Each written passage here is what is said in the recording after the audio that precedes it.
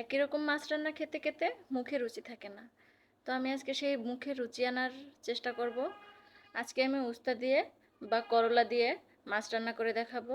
চলো শুরু করা যাক। এখানে আমি 3টে উস্তা আর 3টে আলু কেটে নিলাম, 4 টুকরো মাছ কেটে নিলাম, ভালো করে ধুয়ে পরিষ্কার করে নেব। এবার একটা কড়াইয়ের ভিতরে 3 টেবিল চামচের মতো সয়াবিন তেল দিয়ে দিলাম। তোমরা যেরকম তেল খাও সেরকম দিতে পারো। যেহেতু এটা কাঁচা মাছ রান্না, তাই একটু তেলটা বেশি দিলেই ভালো হয় খেতে। এবার 2 টেবিল চামচের মতো পেঁয়াজ দিয়ে ভেজে নিব। অতটা বেশি ব্রাউন কালার করতে হবে না, হালকা ভেজে নিলেই চলবে।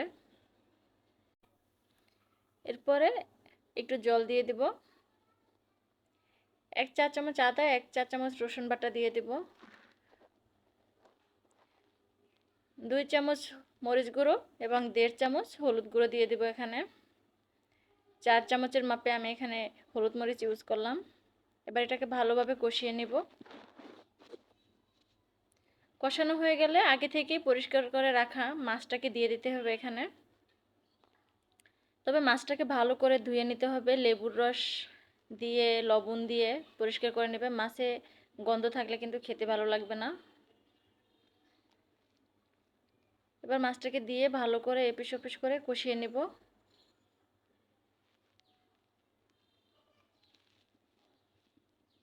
আমার মাছটা কষানো হয়ে গেছে, এবার মাছটাকে আমি তুলে রাখবো। এবার আগে থেকে আলু কেটে রাখা আলুগুলো দিয়ে দিব।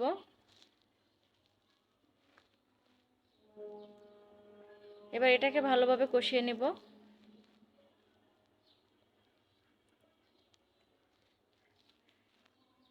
যদি আলু যে কোনো তরকারি আর কি আগে দেই কষানো মশলার ভিতরে, তাহলে হলুদের যে কালারটা থাকে ওগুলো নিয়ে যায় তরকারিতে, তাহলে মাছটা না সাদা সাদা কালার থাকে। সেজন্য মাছটাকে আগে কষিয়ে নিতে হয় যাতে মাছের কালারটা সুন্দর দেখা যায়। এবার এটাকে ভালো করে কষিয়ে একটু ঢেকে নেব। 2-3 মিনিট ঢেকে রেখে তারপর এখন উস্তা কেটে রাখাটা দিয়ে দিলাম। এটাকে চিকন চিকন লম্বা লম্বা করে কেটে নিলাম। পরিমাণ মতো পানি দিয়ে দেব যাতে তোমার আলুটা এবং উস্তাটা সিদ্ধ হয় ওই পরিমাণ, যেহেতু আমি এখানে তরকারিতে ঝোল রাখবো না।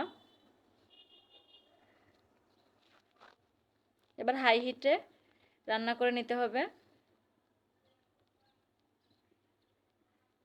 আমার আলুটা প্রায় সিদ্ধ হয়ে গেছে, তাই আমি এখানে মাছটা দিয়ে দিলাম।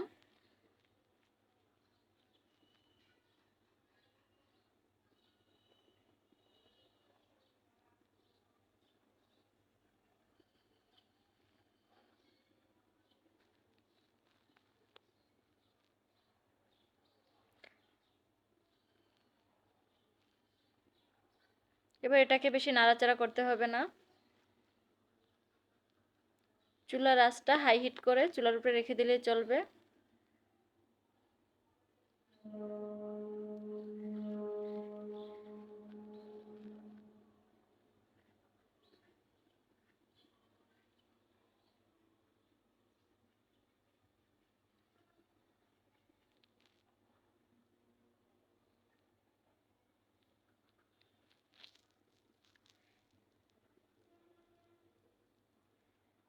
এ পর্যায়ে এসে ধনেপাতা কুচি এবং কাঁচামরিচ কুচি দিয়ে দিব।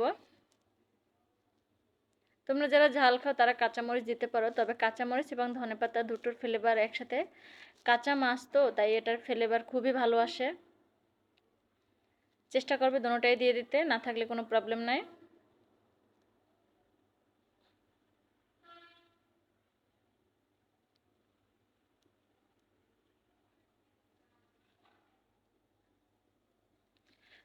আরেকটা কথা বলে রাখি, তোমরা যারা উস্তার তিতা খেতে পছন্দ করো না তারা লবণ দিয়ে উস্তাটাকে মেখে রাখবে। 10-15 মিনিট রেখে নিয়ে তারপর ধুয়ে তরকারির ভিতরে দিলে আর কোনো তিতা লাগবে না। আমার কাছে এভাবে রান্না করলেও তিতা লাগে না, আমার কাছে খেতে খুবই ভালো লাগে। তোমরাও ট্রাই করে দেখবে। পরিমাণ মতো লবণ দিয়ে দেবা। তবে নামানোর আগে অবশ্যই চেক করে নেবে লবণ ঠিকঠাক ছিল কিনা।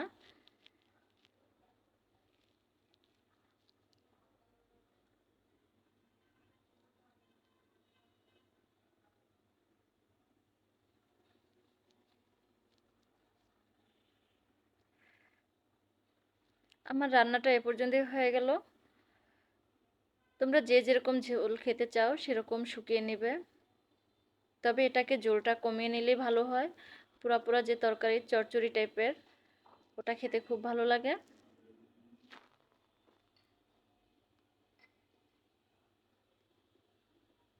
আমার রান্নার রেসিপিটা ভালো লাগলে আমার পেজটি ফলো করতে পারেন। দেখা হবে পরবর্তী কোনো ভিডিও নিয়ে। এ পর্যন্ত ভালো থাকবেন। আল্লাহ হাফেজ।